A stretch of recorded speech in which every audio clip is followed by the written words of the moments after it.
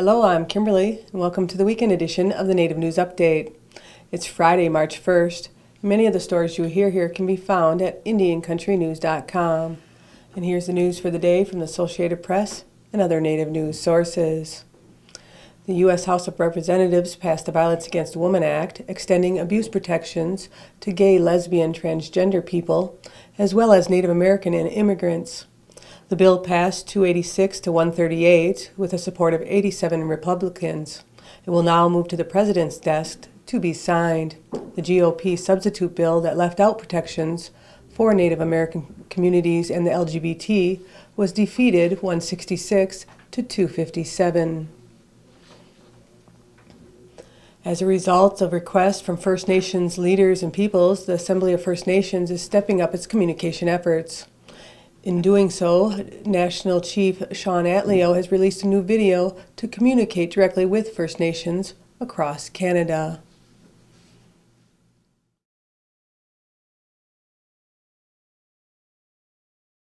It's my honor to be speaking with you all. Let me just begin with a reflection and a personal commitment. We have certainly been reminded in recent weeks of the importance of communication. While we have our regular channels and reports, specific requests from First Nation leadership and peoples suggest that providing more and new communication opportunities, both formal and informal, are critical right now and are important steps forward in our work together. So today, this marks a first formal video address of 2013, marking our progress, challenges, and setting out our key objectives together. Our work is not about the actions of one person in any one place, but rather our Assembly calls upon us all to be united in our actions, to strengthen and to support one another. With this in mind, I offer my comments to reflect the voices of the leadership and to invite dialogue and reflection from across our nations. Recent events have helped to win our issues a higher priority among Canadians and with Canadian governments than at any time in recent years. The proud and determined voices of our peoples, their actions from coast to coast to coast, have achieved this unprecedented attention. The National Executive and I will and are working to maintain this pressure on the governments and all Canadians. To watch the complete 14-minute video, you can go to youtube.com/AFN poster.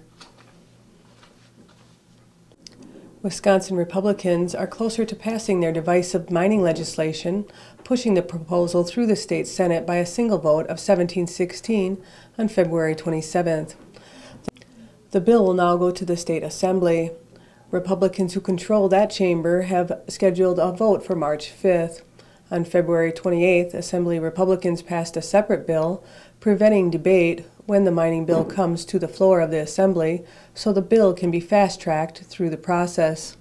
From there, the legislation will go to Governor Scott Walker for signature. Republicans have been working for nearly 2 years to help Gogebic Taconite dig what would be the world's largest open-pit mine in the Pinocchio Hills, just south of Lake Superior. Republicans insist the measure would help create hundreds of jobs at the mine and pave the way for thousands more around the state. Democrats and conservationists contend the job promises are widely exaggerated. They argue the bill would loosen environmental protections and allow the mine to pollute one of the last pristine areas of the state. All 11 tribes in Wisconsin are against the bill, the biggest opponent being the Bad River Band of Lake Superior Chippewa, whose reservation lies just north of the mine site.